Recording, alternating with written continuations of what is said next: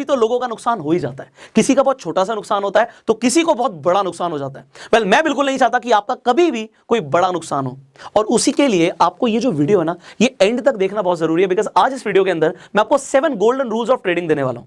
Well, जो भी आज मैं आपको बताऊंगा ना, अगर आप ट्रेड करते हैं तो आपको इन्हें हमेशा याद रखना है। मैं आपको अपने एक्सपीरियंस के साथ सिखाने वाला हूं, एंड इनफैक्ट बहुत सारे लोग होंगे जिनका एक्सपीरियंस मुझसे भी ज्यादा होगा, और वो भी आपको इन रूल्स को फॉलो करने के लिए जरूर बोलेंगे, बिकॉज इन रूल्स को फॉलो करके आपके लॉस बहुत लिमिटेड हो जाएंगे और प्रॉफिट मैक्सिमाइज हो जाएंगे। सो पहला रूल है कि आपको कभी भी ट्रेंड के अगेंस्ट में ट्रेड नहीं करना।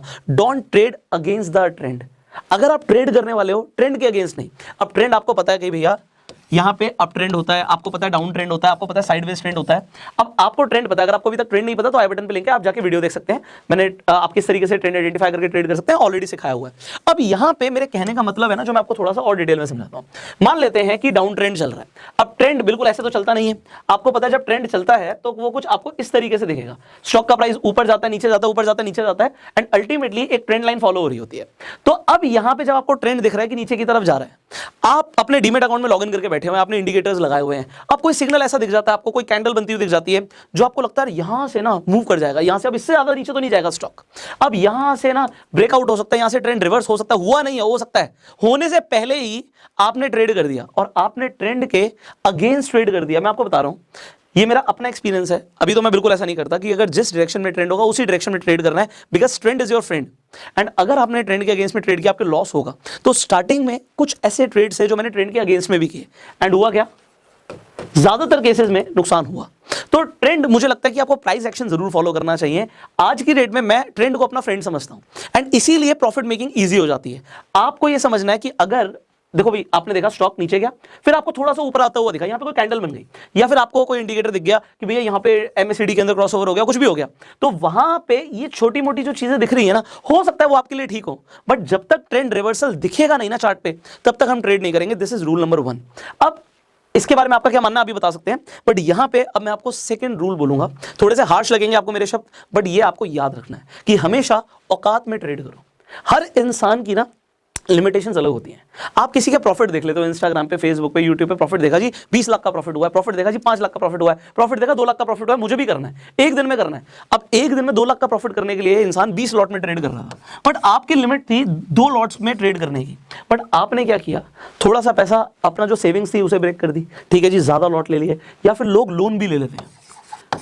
आप अपनी लिमिट से बाहर जा रहे हो, और लिमिट से बाहर जा रहे हो, आप 2 लॉट में ट्रेड कर सकते थे, आपने 20 लॉट में ट्रेड कर दिया। मैं अभी बिल्कुल क्लियर बोलूंगा, हो सकता है आपका प्रॉफिट भी हो जाए, बट आप ना ये सारा पैसा गंवाने वाले हो, क्योंकि आप ना बिल्कुल भी मेंटली स्टेबल नहीं होगे। जब हमारा जितना दायरा हमारा, हो सकता है मेरे लिए मैं 2 लाख का लॉस अफोर्ड कर सकता हूं, हो सकता है आप नहीं कर सकते, हो सकता है मैं खुद 20 लाख का लॉस अफोर्ड नहीं कर सकता, कोई कर सकता है। तो हर किसी की लिमिटेशंस अलग अलग होती हैं। यहां पे अपनी लिमिटेशंस आइडेंटिफाई करना बहुत जरूरी है। किसी को अगर मान लीजिए आपके लिए 2000 का नुकसान बहुत ज्यादा दिक्कत नहीं देगा, आपको मेंटली डिस्टर्ब नहीं करेगा, 2000 का नुकसान आप झेल सकते हो, तो भैया उसके हिसाब से ट्रेड करना है। ऐसा नहीं है कि किसी को ट्रेड करते हुए देखा, अरे वो तो 50 लॉट में ट्रेड कर रहा था, मैं भी करूंगा, सारा पैसा लगा दिया, बहुत पैसा आ जाएगा। वो पैसा आएगा या नहीं आएगा तो मुझे नहीं पता, बट मुझे ये पता है कि अगर आपने अपने लिमिट से बाहर गए तो आपको नुकसान बहुत बड़ा होगा जो आप झेल नहीं पाओगे। और फिर आप मार्केट में ना, जो ऑप्शंस ट्रेडर होते हैं, बेसिकली जो ऑप्शंस में ट्रेड करते हैं, इनफैक्ट इंटरडे ट्रेडर होते हैं, उनकी लाइफ बहुत कम होती है, क्योंकि जिस दिन उनका बहुत बड़ा नुकसान हो जाता है ना, उस दिन हाथ जोड़ लेते हैं कि भैया स्टॉक मार्केट जुआ है, मैं कभी नहीं आऊंगा। एक्चुअल में जुआ आपने बनाया उसे।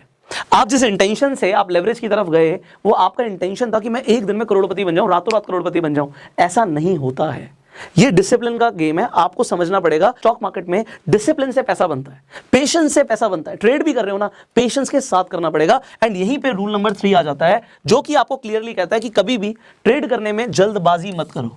जल्दबाजी लोग क्या करते हैं, जब टाइम मिला, मान लीजिए ऑफिस में है, अब भी टाइम मिला है आधे घंटे का, 1 घंटे का, अभी ट्रेड करना है, मतलब आधे घंटे का टाइम, अब तो ट्रेड करना ही करना है। कुछ दिख रहा है, नहीं दिख रहा, प्राइस एक्शन होता हुआ कुछ दिख रहा है, आपको सपोर्ट रेजिस्टेंस, आप कुछ नहीं देख रहे हो, आप सिर्फ ना स्टॉक खोल लेते हो, आप वहां पे लाइन चार्ट देख रहे हो, कैंडलस्टिक देख रहे हो, बस बनता हुआ देख रहे हो। अब आपको जो लगता है उसके हिसाब से ट्रेड कर देते हो। तो मैंने आपको ट्रेडिंग साइकोलॉजी वाली वीडियो में बताया था कि जब हम लगने पे ट्रेड करते हैं तो क्या होता है, मार्केट क्या करती है, कमेंट में बताइएगा, इससे मुझे पता लगेगा आप वीडियोस कितनी देखते हैं। बट जल्दबाजी नहीं करनी भाई, आपको एक बार, चलिए आपको कोई कैंडलस्टिक पैटर्न बनता हुआ देखा, वेरी गुड।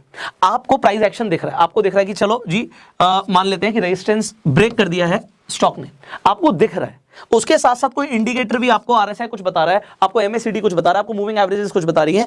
वो सब देखने के बाद पेशेंस के साथ जब आपको मल्टीपल कंफर्मेशंस मिल रही हैं ट्रेड करने की, अगर आप तब ट्रेड करोगे तो आप पैसा कमाओगे।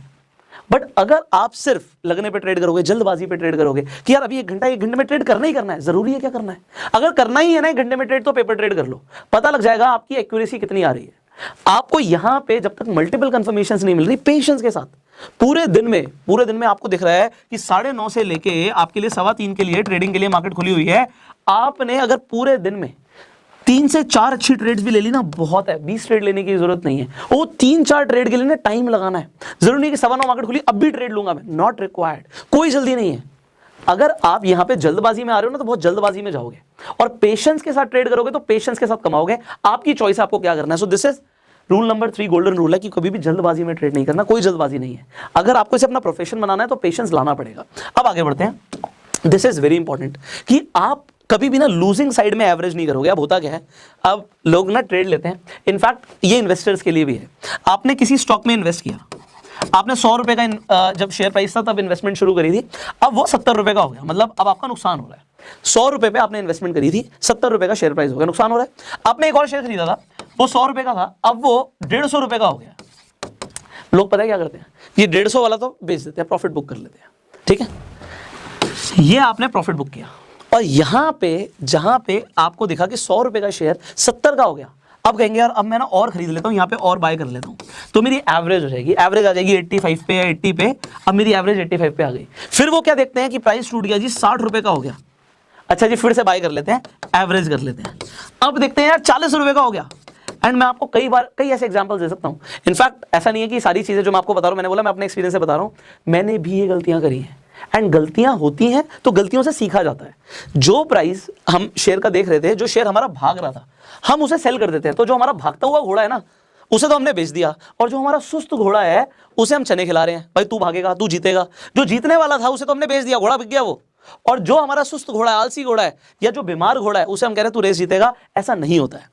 अल्टीमेटली जो कंपनी का शेयर ऊपर जा रहा है तो उसके कई सारे मल्टीपल रीजंस होते हैं, वो रीजंस आपको समझने हैं। ऐसे कई शेयर्स हैं जो मल्टीपैगर बनते हैं, वो 100 का 150 हुआ, 150 का वो 500 पे भी जा सकता है, तो ऊपर जाने की कोई लिमिट नहीं है। और नीचे आने पे 100 का शेयर 10 रुपए का भी हो सकता है, तो नीचे गिरने की भी कोई लिमिट नहीं है। एंड ऐसे मल्टीपल एग्जांपल्स हैं। वोडाफोन आपके सामने एग्जांपल है, येस बैंक आपके सामने एग्जांपल है, आरबीएल बैंक में भी ये सेम चीज हुई। एंड इनफैक्ट बढ़ने की अगर मैं बात करूं, आप नेस्ले की बात कर लो, एमआरएफ की बात कर लो, कोई भी बड़ी कंपनी की अगर आप बात करोगे, जो कंपनी लगातार अपने फंडामेंटली स्ट्रांग है, परफॉर्म करके दिखा रही है, प्रॉफिट जनरेट कर रही है, वो बढ़ना ही बढ़ना है। तो ऐसे बहुत सारे एग्जांपल्स आपको मार्केट में दिखेंगे जो फंडामेंटली स्ट्रांग नहीं थे और गिरते चले गए, बट आपने एवरेजिंग करी। सेम ट्रेडिंग में भी एवरेज कर लेते हैं लोग। ट्रेडिंग में एवरेज क्या करते हैं, जहां पे नुकसान हो रहा है, आपने ट्रेड लिया हुआ है, आपने ऑप्शंस में ट्रेड लिया हुआ है, मान लेते हैं आपने कॉल ऑप्शंस खरीदा हुआ है, आपने कॉल ऑप्शन खरीदा हुआ है, अब कॉल ऑप्शन आपका गिरता जा रहा है, आपने 200 में खरीदा था ऑप्शन, और वो रह गया जी आपका मान लेते हैं 140 रुपए का।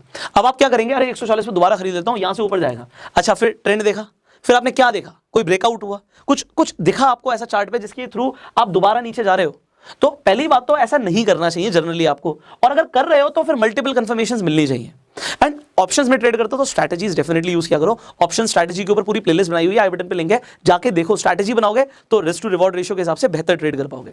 सो अब आपने ये समझ लिया कि आपको लूजिंग साइड पे कभी भी एवरेज नहीं करना है। So that was the 4th golden rule. 5th golden rule की बात करते हैं कि मैंने बोला आपको कि कभी भी ना सिंगल ट्रेड प्लेस मत करो। ट्रेड, मैं इन्वेस्टमेंट की बात नहीं कर रहा, यहाँ पे मैं ट्रेड की बात कर रहा हूँ। अगर आप ट्रेड कर रहे हो, आप ऑप्शंस में ट्रेड कर रहे हो, इंट्राडे कर रहे हो, फ्यूचर्स कर रहे हो, एक ऑर्डर मत लगाओ, 2 ऑर्डर लगाओ। अबे 2 ऑर्डर लगाने का मतलब क्या है, हम ना स्टॉप लॉस सुनते हैं, बहुत बार सुनते हैं स्टॉप लॉस लगाना चाहिए। लगाते हो आप लोग, सच बताना? नहीं लगाते। आपको लगता है हाँ नीचे आएगा ना स्टॉप लॉस पे आएगा, काट देंगे सौदा, कोई बात नहीं, निकल जाएंगे बाहर। निकलते हो आप? नहीं निकलते यार, क्योंकि आपको लगता है जब लॉस होता हुआ दिखता है ना, तो हमारी साइकोलॉजी चेंज हो जाती है। हम लॉस को बियर नहीं कर सकते, हमें लगता है नहीं यार यहाँ से ना दोबारा रिकवर मारेगा और हम अपने लॉस को रिकवर कर लेंगे। आप यहाँ पे गलती कर जाते हो। अभी बड़ा आसानी से समझ लेते हैं। मान लेते हैं आपने कॉल ऑप्शन खरीदा और वो कॉल ऑप्शन आपने 200 रुपए के रेट पे खरीदा। अब आपने जब खरीदा था तो आपने चार्ट पे क्या देखा, बहुत इंपॉर्टेंट है। मान लेते हैं आपने चार्ट के बॉटम पे बनता हुआ दिखा एक बड़ा सा हैमर। अब आपने हैमर देखा, आपने इमीडिएटली एंट्री नहीं ली। आपने नेक्स्ट कैंडल भी देखी जो कि बनी मारूबुजू, आपने मारूबुजू बनता हुआ देख लिया। अब मतलब आपको एक स्ट्रॉन्ग कंफर्मेशन मिल रहा है कि यहां से प्राइस जो है वो बहुत ऊपर जा सकता है। अब अगर आपको कंफर्मेशन मिलता है, आपने कंफर्मेशन के बाद एंट्री ली, आपने इसके हाई पे ही ले ली, मान लीजिए एंट्री, अब आपने स्टॉप लॉस क्या कंसीडर किया, पहले वाली कैंडल का लो को आपने स्टॉप लॉस भी कंसीडर कर लिया कि भैया मेरा स्टॉप लॉस है, बट क्या आपने स्टॉप लॉस का ऑर्डर प्लेस किया? अगर आपने स्टॉप लॉस का ऑर्डर प्लेस नहीं किया तो जरूरी नहीं है कि हर बार आपको जो चार्ट पर दिख रहा है वो उसी तरीके से काम करे। मार्केट में कुछ भी हो सकता है थोड़ा सा यहां से प्राइस ऊपर जाए भी और फिर नीचे आ जाए और आपका बड़ा नुकसान ना हो सकता है ट्रेंड उस वक्त अभी जो होता है यहाँ पे, ठीक है, आपको दिखा कि हैमर बना है, ट्रेंड रिवर्सल का एक साइन दे रहा है, बट जरूरी नहीं कि हर बार ही ऐसा हो सकता है ट्रेंड रिवर्सल उतना स्ट्रांग हो ही ना, वो ट्रेंड कंटिन्यू चलता रहे। और अगर आपको लगता है कि ट्रेंड कंटिन्यू चल सकता है तो भैया आपका स्टॉप लॉस ऑर्डर था नहीं, आपका बड़ा नुकसान हो सकता है। तो स्टॉप लॉस हमेशा लगाना जरूरी होता है, इसीलिए सिर्फ एक ऑर्डर प्लेस मत कीजिए, उसके साथ एक स्टॉप लॉस ऑर्डर भी रखिए कि आपका बड़ा नुकसान होने से बच जाए।